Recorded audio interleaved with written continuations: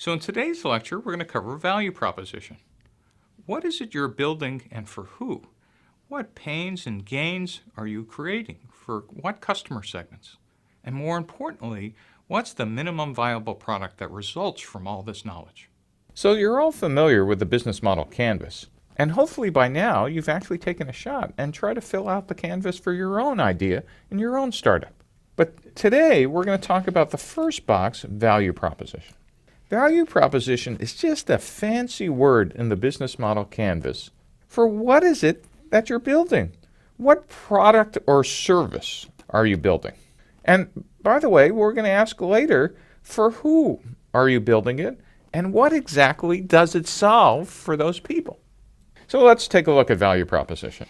As I said, it's not just about your idea or product. One of the things that's hard for founders to realize, there's actually a customer at the other end. And so while you're thinking this is the greatest thing since sliced bread, the whole idea about customer development is to get you out of the building and tell me whose need or problem you're solving. It's about satisfying a customer need, not just you thinking, what a great idea. And that can't be repeated enough.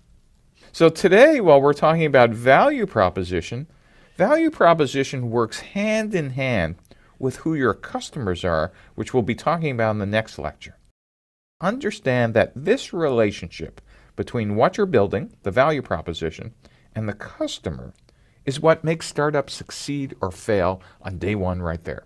And we give those two boxes, those two relationships, a special name. We call that product market fit.